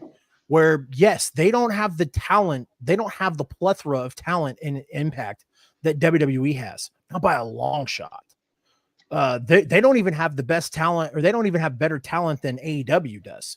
But as far as utilizing them and showcasing them to be professional wrestlers and to be, talented individuals, Impact is killing it. And that includes the knockouts tag team championships as well. Just saying. Yes, agreed. Yeah, 1,000%. And and I'll segue into that right after this. It's just to watch Impact and TNA do what they do with the women's division, and then to still rely on Bully Ray, Alex Shelley to be your main event guys when you've got so many talented individuals on the men's roster, to not showcase that the same way, to still rely on those older names to come in and help you out in the title picture. If Bully Ray's just there, Bully Ray's just there. I don't care. Like, I'll shit, but there is nowhere on a 2022, 2023 pay-per-view card that Bully Ray should be main eventing for the Impact World Championship. Nowhere. It's not. It screams, hey, I still think I'm a huge star. You're not in this company. You were a big star in this company. You're not a huge star. You didn't put Impact on the map. So for you to come in and kind of make it seem like you are, it leaves a horrible taste in my mouth, and I hate it. But like I said, Impact is the whole segment with Alex Shelley and Josh Alexander, and then Leo Rush came out and whatnot. There's a lot of cool things going on. They went through that speed bump. Hopefully they're over it. We don't have to worry about Bully Ray challenging for the Impact World Championship anytime soon right now. Hopefully. Knock on wood. Speaking of women's tag team champions, Mark, I try to get everything we can on the rundown. You see we have a lot of quick hits tonight, but I know we haven't talked about this, where we have really kind of harped on the bloodline and a lot of other stuff on this show. But one of the things we haven't really talked about, we've kind of made comments about, is the women's tag team division. So what do you think WWE could do to make the women's tag team division better? Emphasize the use of actual tag teams and make them actual tag teams, not just picking, you're not doing anything and you're not doing anything. You guys are going to be a tag team today, but then break up tomorrow. If you're going to commit to a superstar being a tag team talent, then let them take the reins in creative.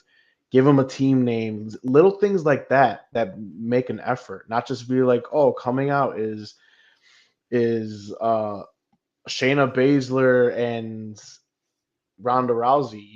Give them a team name. Shit like that helps. Have them create a brand for themselves, not just being, all right, well, here comes Chase and Mark tagging today, and then tomorrow we're at each other's throats. But That's a thing, right? That's one thing right there. My thing is, I think Shayna Baszler and Ronda Rousey were a bad example. Mm-hmm. And at least you and I have chemistry. We've been on a show. Brother, we've been doing a show together for a year. Mm-hmm. The Post Dynamite show, this show. So I mean, at least we have chemistry together. I know, but I'm just But to saying, find just two random. people in catering, and like that's what it seems like. It seems like a writer went back there and saw two people in catering and said they should tag team together because we ain't got anybody else. And that's a lie. You've got a bunch of people. And you got a bunch of people that you could establish as a tag team instead of just randomly throwing people together. And then here's the biggest thing. And WWE has always done this with just their regular tag teams and their female tag teams. Right when they start picking up steam and right when they're starting to kind of get going, then they go, hey, you know what? We should split them up. And it's like, it happens all the time. Why? It happens all the fucking time. If you split them up, you now have nobody. So it's just like I the get men's tag teams have a brand, right? You have the Usos, they have a brand, the Bloodline brand. Usually those big name tag teams that really shine in the tag division, they create their own brand for themselves. Like we're talking about the Dudley Boys, we're talking about the Hardy Boys, we're talking about Edge and Christian. All these great tag teams over time. Something simple like that, you keep them together to establish a rapport, to get to know each other, to get them to create a brand, have them start dropping promos, get people excited. That's another thing where I feel like AEW does well in their tag team division. They emphasize because growing up in the 90s, you had Edge and Christian, the Dudleys, the Hardys, all just dropping promos on each other. That's a big thing too. When you're setting up a big marquee match, with the world title picture, you're setting up with promos, you're establishing a feud. They don't do that with the women. They don't do that with the women's tag team division. I'm sorry. That's what I meant to say. They don't do that with the women's tag team division. It's just like, okay, today you and you have a title shot with you and who just random, and they don't give it a chance. But you have NXT call-ups of the women's that actually created somewhat of a brand for themselves, and you have them job out to the random mixed tag teams that they throw together when these guys are actually branded tag teams. Yeah. And it's like, why bother? So at this point, that's what you have to do, or you scrap the division, put another singles title for them so they can have something to do. Because at this point, if you're not in the women's main title picture, you're not doing anything. Yeah. I think that, just to kind of harp on what you said, we talked about this when we talked about Ronda Rousey and Shayna Baszler. It made no sense to me to have, the unholy duo, Alba Fire and Dawn lose the unification match just for Ronda Rousey and Shayna Baszler to turn on each other a week later. Exactly. It made zero sense. Exactly. And then to turn on them and drop the tag team titles to Liv Morgan and Raquel Rodriguez. Another random and matchup. then just to have Raquel Rodriguez and Liv Morgan drop the titles again. Now, granted, I get it. I don't think anybody knew Liv Morgan was injured or Liv Morgan's injury happened on an accident, whatever the case is. But that's another random pairing tag team. It's, hey, we tried to make a star out of Liv Morgan and it didn't work. So now what we're going to do is we're going to take Liv Morgan and we're going to stick her on a random tag team. Raquel Rodriguez shouldn't be in a random tag team. You should be prepping and preparing Raquel Rodriguez to be the one to dethrone, or not to dethrone, but to feud with, are you almost done? Yes, I'm almost done. Are you sure? Are you going to be on till midnight? No, babe. I'm not going to be on till midnight. I'm almost done here. I'm almost done. All right. Well, I'll see you later. Anyways, you should be prepping. You should be prepping Raquel Rodriguez to be a main player against Bianca Belair or Rhea Ripley, because that she's big, athletic, just like those two, and that's what, especially with the baby face. Raquel Rodriguez is very lovable. She's a very, I don't think she would do very good as a heel. I like her better as a babyface. she should be the person that you are building up to one day take on Rhea Ripley. And her and Rhea Ripley can have a slew of matches, a great feud in 2024. That's what you should be doing with Raquel Rodriguez. You should be trying to prepare or repair the damage you did with Liv Morgan. Building a women's division. There is plenty of women's tag teams. Like I said, the unholy duo of Isla Dawn, and Isla Dawn, whatever. This guy. This fucking guy. Isla Dawn and Alba Fire. You should be preparing, or they should have won the tag team titles. And then if you wanted them to drop the tag team titles to Sonya Deville and Chelsea Green a couple weeks later, fine, whatever. But then those two could feud. That would be a great feud. The dark, mysterious tag team, versus the Karen and her mean friend. I that would have been a great feud to have for those four. That's another thing too. It's like they don't really establish any type of feuds in the tag team. It's just a bunch of one-offs and random matches thrown together. I love as soon as I messed up Dawn's name. Now we have a bunch of people, or not a bunch of people. We've got a few people on the TikTok live now. So that's great. Whatever. So that's awesome. I don't know, man. What's your takeaway? What would you do? What does WWE have to do to make this better for them? Like I said, if they're going to continue with having the actual division, you have to put forth effort in the division and create teams. Give them time to mesh together and actually book them where it's not just a championship match. Have number one contenders matches like you're doing, eliminator matches like how AEW does. Something where you start establishing the teams and there's a division to be had. At this point, it doesn't seem like they have a division. It's just like you have the tag team champions and whoever they decide to put together to face them. Yeah. I agree. New Hurt Business. It's coming, and I'm for it. I know everybody's excited. I'm excited too. But I want to ask, do you think that this New Hurt Business is a smack in the face to Cedric Alexander and Shelton Benjamin? A little. I mean, if we're being fair, the Hurt Business was over. Oh, really over. Super over. With Bobby Lashley, Shelton Benjamin, Cedric Alexander. 100%. And it was the only time I cared about Bobby Lashley, ladies and gentlemen. So would it be fair to say that it would be just as over again if you brought back all the original people? I think it would. I think you would get a pop. So why do we feel the need to change it up? Because I feel like those two, and Shelton Benjamin, and what was the other one's name? I forget. Cedric Alexander are not guys that they feel like are in the future for WWE right now. Unfortunately, they're not being booked in any type of capacity. But then you have one of the hottest tag teams that Bobby Lashley is going for. He's trying to surround himself with people that can be an elite type talent.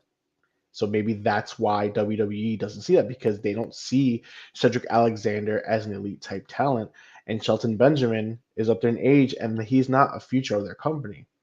But when you have, he made his way to NXT too, and who did he talk to?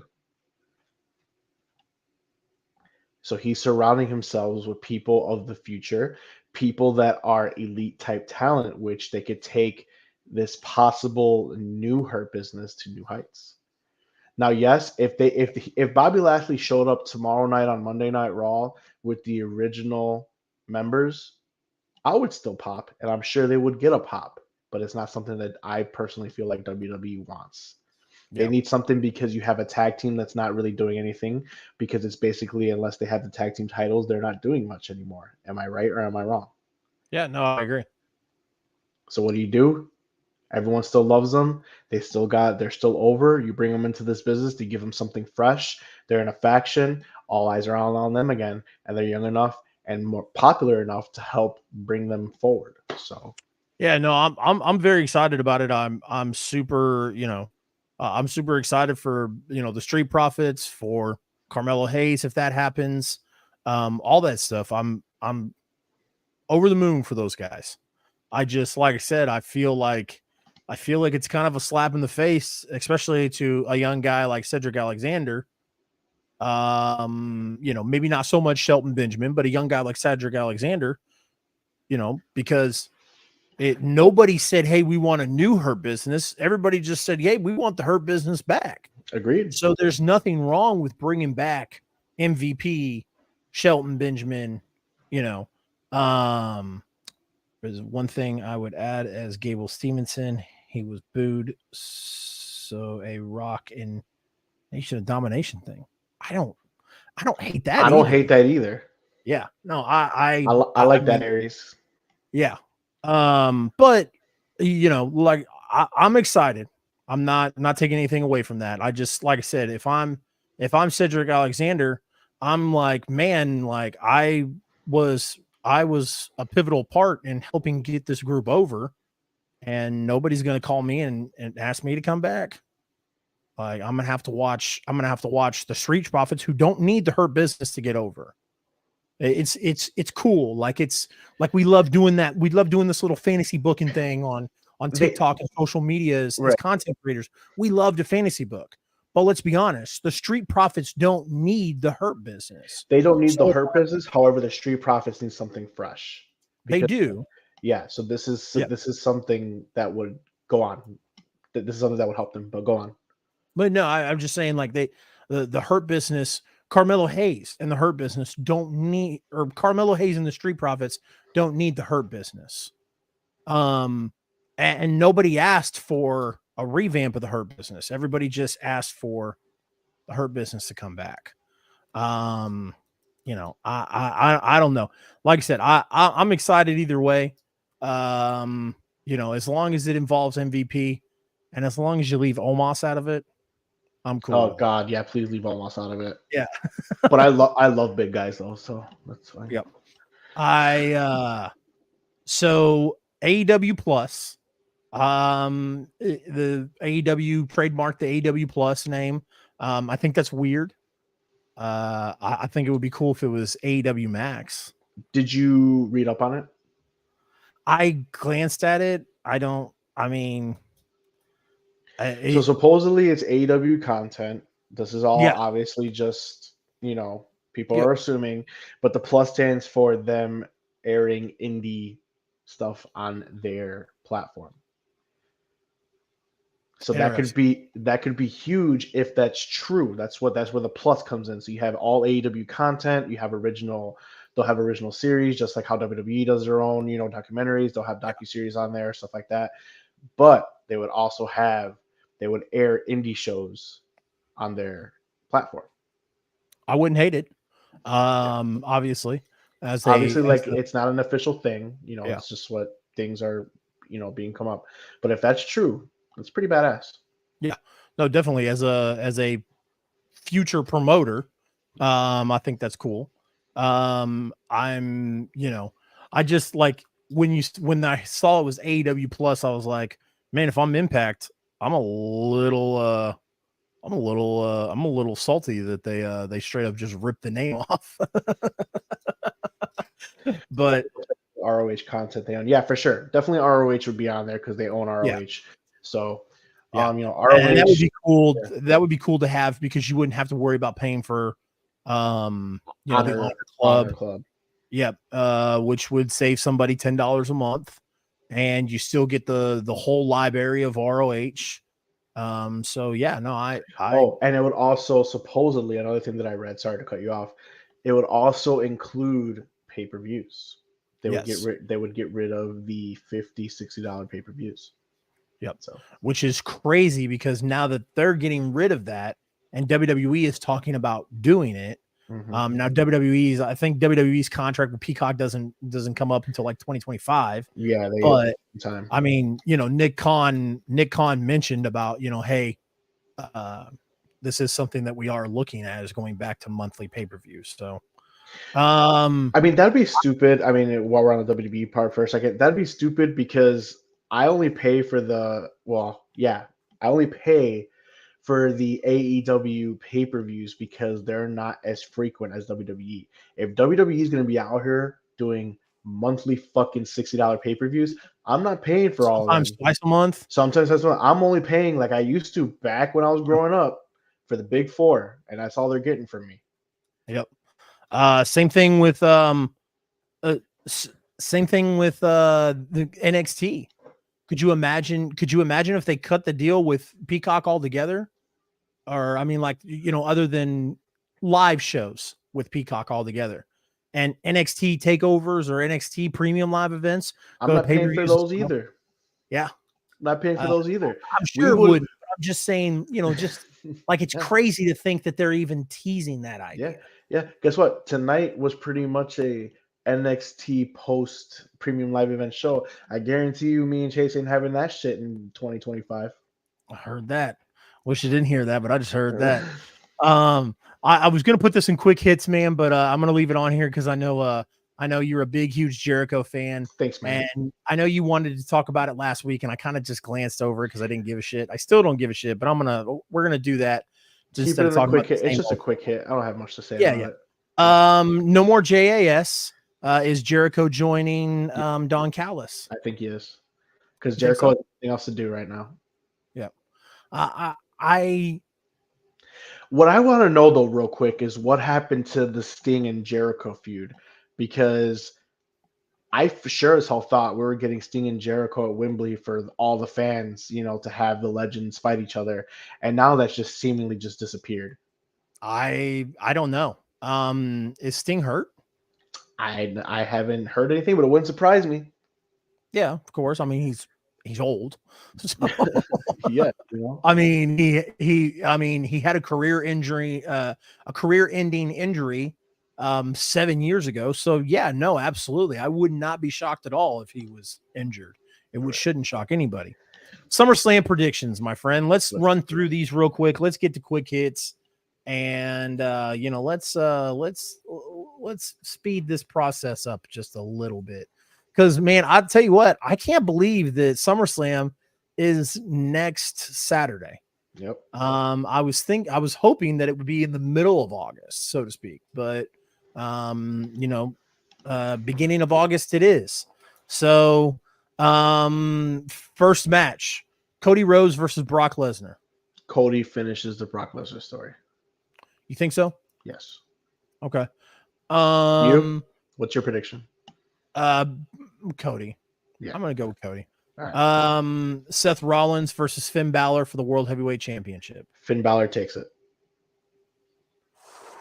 I think Finn Balor takes it. The Judgment Day starts becoming the most dominant faction in the WWE right now, and you start doing that story with Finn being a little paranoid because his boy over there with the briefcase, and that just further pulls him off.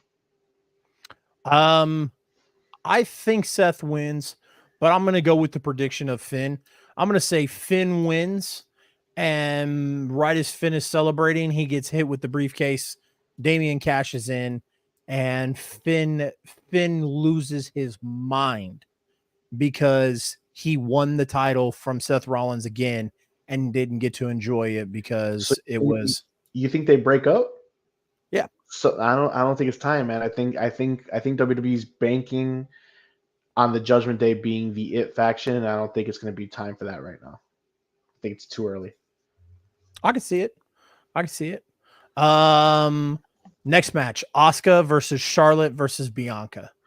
Oh, this one, I could just go either way. I think we get a cash in.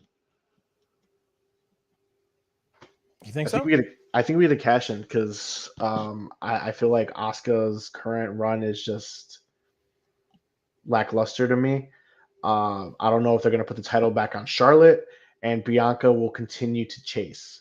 I don't think she's going to have the title for a while, so I think we get a cash in at some point in this match, either right after or even during. Aries on TikTok wants to know what happened to the tease of JD joining Judgment Day. We discussed that last week, Aries, and I think he does come into play at SummerSlam as well. I think that might be a reason as to why Finn wins, in my opinion, and maybe Finn tries to bring him in the Judgment Day, and they're not all for it. That's what I feel like is going on. But yeah, back to the women's. It wasn't a spider. It was a moth. So I'm in my garage and there's a moth in here. So you see him flying around. That's just what it is. So and then Aries said, I'm thinking JD stops Priest from cashing in. Because I didn't forget about JD, but since we're talking about JD, we'll throw it in. The next night on Raw, when Damian is celebrating his World Heavyweight Championship win and cashing in, Finn comes out and will confront Damian, and they're going to argue about who the leader of the Judgment Day is.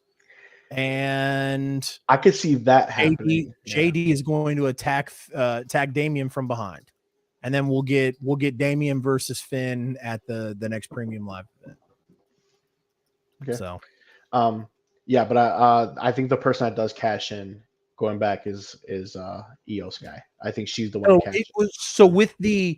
With the bloodline coming to, or the bloodline story coming to an end, not the bloodline, so to speak, bloodline story coming to an end. So I don't see WWE pushing two major factions. I agree that I think that they're going to have a major faction, and if that's the case, then it's her business 2.0, and we get the Judgment Day split. So you think you think the Judgment Day is the one to break up as well? So you're going to end pretty much two factions? I don't think that they're going to end the Judgment Day, so to speak, just quite yet. Just like they're not going to technically end the bloodline. I think it's just going to. I think it's going to slow down a little bit. I think with Dom's popularity, yeah, I'm saying popularity because I can't think of a better word. I know.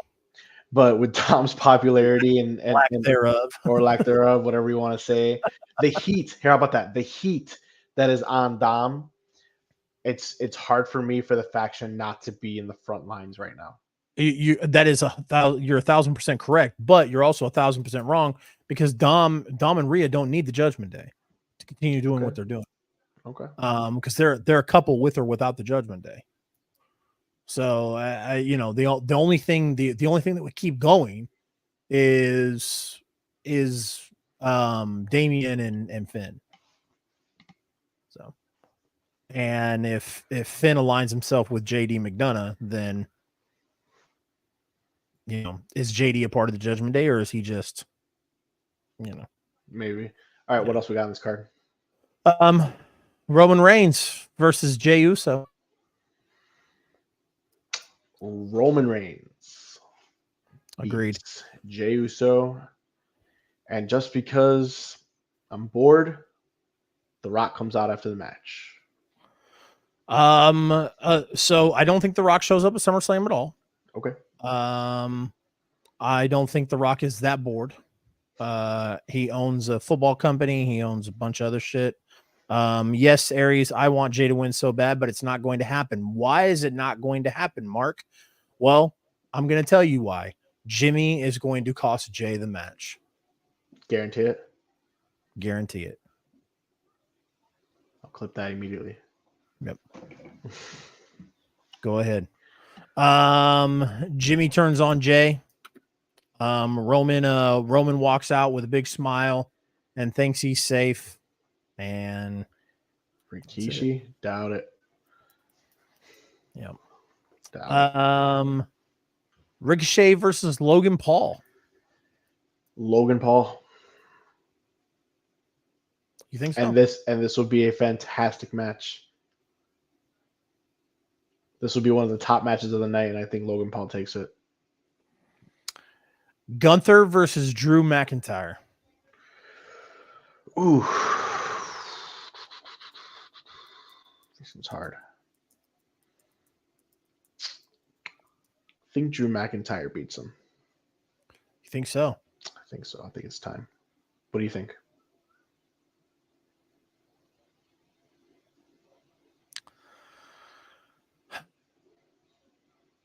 This was I a think hard one. It could go either way on this one. I think Gunther. Okay. I wouldn't be Uh, mad at it. I love I Gunther. wouldn't be So, mad at it either. I just, I think that uh, if you have Gunther lose, you have Gunther lose to one of the guys that we talked about earlier. Your workhorses, your guys that WWE doesn't necessarily see as a world champion. We all know that Drew is very highly sought of in WWE, and that they do see him as a world champion type guy. So I don't think that he takes the Intercontinental title. I think that you could possibly see him going after Roman later on. Obviously unsuccessfully, but I still could see him going after Roman later on. so if Jay loses, which is probably going to happen, Yep. and there is no Rock, which we're all pretty much guaranteeing that's not happening, right? Yep. Who's next for Roman then? I don't know. It's not Cody. Exactly. Yep. Exactly. It's like, where do you go? That's why. Exactly. That's why all these reports of saying, "Oh, the Bloodline story is going to end." I don't know. That's why I feel like maybe it is kind of probable The Rock shows up, or maybe there's another member, or maybe Solo turns, and then it's Solo's chance that, like, who knows? I just don't think the Bloodline story's over. No. Just because No, there's no I don't clear-cut think person ready. I don't think the Bloodline story is over. Like I said, I think Jimmy turns on Jay and we get Jimmy versus Jay. And I'm sure Solo's going to be in the mix somehow. Right. Or maybe Solo separates himself from it and just, becomes Roman's bodyguard, whatever the case may be. Aries said, are you surprised we have not had a Rikishi make an appearance with all of his sons feuding? Not really. I mean, Yeah, he's up there. I mean, it'd be cool to see for nostalgia, but I mean, yeah, it would definitely be cool to see him just make an appearance of some sort. yeah. But I mean, then again, dude's got like 6 or 7 sons, so he's got all boys. So,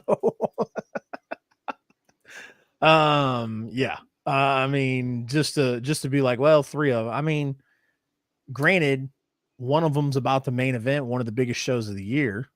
I mean, it would be cool.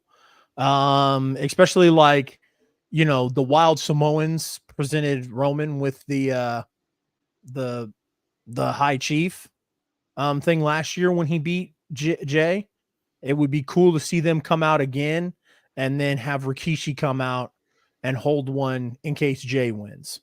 So, and then Rikishi just be like, "Hey, if Jay wins, I'm going to present him with this." Next match. I should have saved the Roman and the Jay one for last. I'm sorry, I'm reading. Yeah. Ronda Rousey versus Shayna Baszler. Yep. Not even a. And if Ronda Rousey wins, I riot. Yeah, she's not going to. She's leaving, She's done. And that's what. Yeah, and that's what sucks is because, like I mentioned to you, I would have liked to have seen this done in a bigger, setting. I just feel like at some point Ronda Rousey sat and went, "Yeah, I'm done." And then WWE goes, "Well, I mean, before you leave, we need you to put, that was always the end game was for you to put over Shayna. So let's just go ahead and do that." And like I said, it just feels so rushed and it feels like it made no sense. Like, hey, we're the tag team champions and I'm going to turn on you and we're going to lose them because you steal the spotlight. I don't know. It's just, it feels, this could have been a really great feud between the two of them. And I just feel like it's super lackluster because it was rushed. Yeah. Speaking of lackluster, there's a SummerSlam Battle Royal, and Sheamus and LA Knight are confirmed participants as of today. So a pointless Battle Royal that means the Battle Royal that LA Knight will win. Next. You think LA Knight wins it? Yeah, dude, you gotta give him something. I don't think he does. Fellas. Dally Pool. Appreciate you joining Dally Pool. He says fellas. Aries says Gunther, Drew, and Seth, all potential Roman opponents, but are all on Raw. Guess what, buddy? The draft doesn't matter. Oh, here we go. Yep. Here we go. Can we chuck up a random question? Sure. Why Sure. not? I love random questions. While he's doing that, let's go through some of these quick hits real quick. Like how I did that. Collision. Is Collision the A show? 100%. It's a different feel. It's very well put together. 100% from start to finish. I was engaged to the entire show, and it was hands down the best show throughout the entire week of wrestling last week. So I will agree with you that that Collision has felt like the A show. I just don't feel like I think like this is not like me attacking you. Yeah. But I feel like Mark, you are really stuck on the idea that AEW is doing this like a draft. So I don't feel like Dynamite is the A show or Collision's the A show. I feel like there's going to be bad weeks of Collision, and I feel like there's going to be bad weeks of Dynamite. Oh, And for right sure. now, because Collision is new and Collision's hot and it's got a new feeling, I think we feel like that. Because I'll agree. I mean, like if we are talking about a draft and we're talking about two separate shows like Raw and SmackDown, then I 1,000% would agree that Collision would have been the A show. But it's not a draft. We're not at a brand split. I don't feel like there should be an A or B show. I think right now, like I said, because Collision's new and hot, it feels like that. So Dally Pool says biggest future in order: Sammy Guevara, Darby Allin, Jungle Boy, Hook, Dominic Mysterio. In order. Yeah. Okay, we'll go bottom to top from me. I'll go Hook, Jungle Boy, Dom, Darby, and Sammy. Okay. He's from Belfast, Ireland. I just stumbled across you boys. That's badass. I don't hate that at all. If you haven't already, hit that like button, hit that subscribe button. We greatly appreciate it. We do this every Sunday night, sir. My order. Bottom to top. We got the Bottom bottom. to top. Darby Allin. Go on. I'm gonna go Dominic. Oh, wow. The reason why is because after he separates himself from Rhea Ripley, I mean, do you really think like he's the North American champion right now, but do you think Dominic's going to be a world champion anytime down the line? I don't know. Exactly. I don't know. So Dominic, Jungle Boy, Hook, Sammy Guevara, Darby Allin. Damn, you put Darby Allin number one, huh? And so this is not my order. Right. But this is what the company sees. Yeah. If you're asking me who I think has the biggest future, I mean, Darby Allin, everybody loves Darby. I mean, I'm in a minority. I don't see the value in Darby. I hate how Darby will. I hate a lot of stuff about that. Aries thinks that yes, in 5 years, Dom will have a world title run. That would be cool. I wouldn't hate it. I can't see WWE looking at Dominic and going, hey, you're going to win the world title. Unless in some way, shape, or form, he wins Money in the Bank. That's it. Sammy Guevara. I think Sammy Guevara is right there with Darby Allin. Jack Perry. Now that he's dropped the Jungle Boy gimmick, I think that God, if it was me, I'd put Jack Perry on a pedestal and I'd strap him to a rocket and shoot him to the moon, dude. Hook. I think they could have done a lot with Hook. And I still think they can. Obviously, he's very young. I don't think Aries, you are wishful thinking. You had me until there, guy. Gee. Anyways, but I just feel like they don't know what to do with Hook because they're so afraid that with all of the stuff that happened, or I mean, all the different guys that they've had come in and squash people, like Wardlow, Miro, Brian Cage, all these guys were around the same time as Hook. And I feel like AEW went, yeah, maybe we don't do this with Hook. Maybe we just do something a little different. And Hook kind of like fell off. So I don't know, man. That would be my order of how I see the companies doing it. I mean, I'm not saying I wouldn't like to see Dominic Mysterio win a world title 5 years down the road, or sometime in the next 5 years down the road, but I don't see it.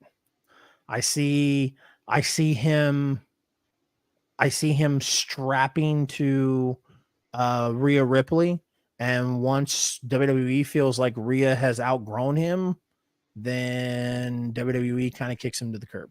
That's my opinion. Marry, kiss, kill. Stacy Keibler, Tori Wilson, Trish Stratus. Marrying Trish, kissing Tori, and I'm killing Stacy Keibler. I would swap Tori and Stacy, and then you have mine. I'd marry Trish, kiss Stacy Keibler, and kill Tori Wilson. Actually, I might flip those. I might marry Stacy Keibler. Stacy Keibler's just got that homegrown like American girl look to her. You know what I mean? Like just kind of take her home to mom and tell mom how much you love her.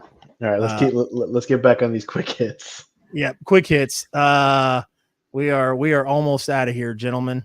When is Carlito returning? We heard that the rumblings that Carlito had signed with WWE. I don't know if anything ever became official. I could be wrong. I might have missed it, but when is it going to happen? When is Carlito going to show up? SummerSlam? That'd be amazing. Yeah. I just don't know. But I mean, there was him on an indie show where he addressed the rumors and he said that the rumors are true. So that video is out there. So I mean, but an official sign confirmed contract, I don't know. I agree.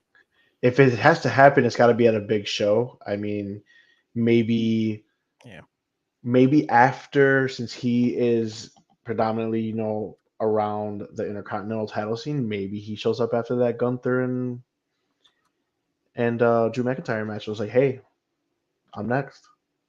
Yep. I think it would be cool. The next quick hit I've got is, are they rebuilding the Dark Order? They beat the Elite. They're turning heel. Tony Khan watches our show. You're high. Rey Mysterio's injury. How serious is it? I don't know. I don't even know what it is. It was. Yeah, it looked like it happened on the dive. It looked like it hit him in the back of the head, like maybe he was concussed or something. And it just kind of sucks the way that the match ended. They wanted to have like a great putting over Santos, but Aries says, would actually be cool to see Carlito in NXT for a bit to work the young guys. I would like to see him like appear after he I would like to see him appear in NXT maybe after he debuts. But that Carlito deserves his flowers. Granted they were in Puerto Rico. I get that. But that huge pop that he got at Backlash, I think says that, it said that Carlito belongs in WWE. So I would like to see him come back on the main show, SmackDown or Raw. And then, once he's kind of established and got his feet set in SmackDown or Raw, then he could turn around and go, Jesus, that's a huge moth. Anyways, then he could turn around and go to NXT and help, do some stuff there. I fear he gets the Dolph treatment on the main roster. Yeah, I fear that too. I fear everybody gets the Dolph treatment on the main roster. Everybody that I like. All right, what else we got? Quick hit. AR Fox turning heel and joins the Mogul Embassy. How do you feel about that? I don't care. Okay, cool. Go on. And like it. I'm not trying to sound like a dick. I But like the mogul embassy, so that's why it's kind of interesting. I feel like if we could get that going, I'm that'd be great. I'm just so I'm just so irritated and frustrated with what they've done to Isaiah Swerve Scott. Yeah, You know, they had Strickland. that. Yeah, Swerve Strickland. They had the stupid mogul embassy with the two big huge guys. Yeah. Randoms. And then they paired him with Keith Lee, another one of those like dude, if anything embodied Cesaro and Sheamus, the Bar, if anything embodied that to me, it was Keith Lee and Swerve Strickland. Nothing in the world says we don't have anything we have nothing for you. We have no idea what to do with you, extremely talented individuals. So we're going to put you in a random ass tag team. And then they did the same thing and then what happens when the tag team has run its course and it can't go anymore? Then they shoot themselves in the foot and go, well, I guess we'll put Swerve in this random stable, and then we'll have Keith Lee go his different way. Oh, then here was a cool idea. We're gonna have them tag team back up together. What? Are you talking about these guys that literally almost killed each other earlier this year in a blood feud after they split up, and now they're tag teaming back up? What is going on? Stop it. No, I don't care about the mogul embassy. Swerve Strickland should be main eventing Dynamite or main eventing Collision. He should be in the world title picture or the TNT title picture. He should be in a main event feud or a mainstay feud, not some stupid little group that nobody cares about. Nobody. So sorry. What else we got in a quick hit? Mary Kiss killed Jim Cornette, Eric Bischoff, or Vince Russo. I don't care about anybody else, but killed Jim Cornette. Fuck that piece of shit. Nah, man, over Vince Russo? No, I'm killing Vince Russo. I'm kissing Eric Bischoff, like Hulk Hogan used to, and I am marrying Jim Cornette. So I can argue with Jim Cornette all the time. I'm killing that racist marriage. prick. It would be the perfect marriage. We would be arguing all day long. Yeah, fuck that guy. Bad booking of the week.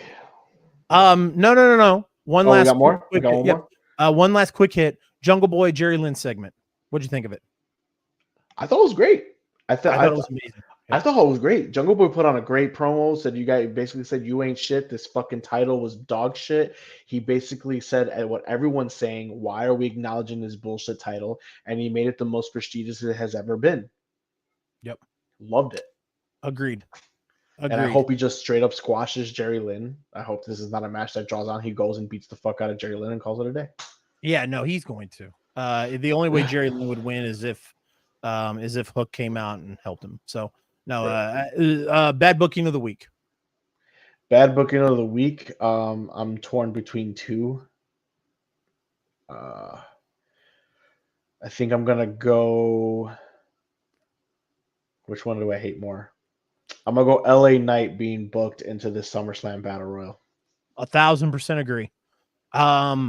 If you want my biggest complaint about WWE to come to fruition, you cannot tell me if it's Vince or Triple H, because Vince and Triple H both have a history of not giving the fans what they want, and here it is.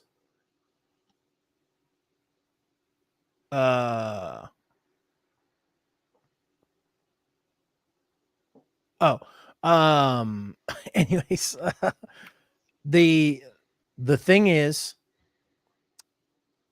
they both have done what they feel is best for business. Triple H obviously is more in tune with what the fans want than Vince is, but this is a weird decision to me, man. I get it. He's 40 years old. He's the most over thing on TV right now. He's the most over thing on social media. he is the most over thing in wrestling right now. He is right up there with Roman Reigns. Agreed. And I mean, I care more about what LA Knight is doing and his promos than I care about the world heavyweight title picture with Finn and Seth Rollins.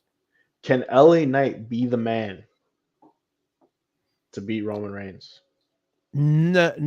Yes, he can be. Will he be, or would No. WWE even consider it? Absolutely not. not. Yep, not in a heartbeat. So So we're on the same.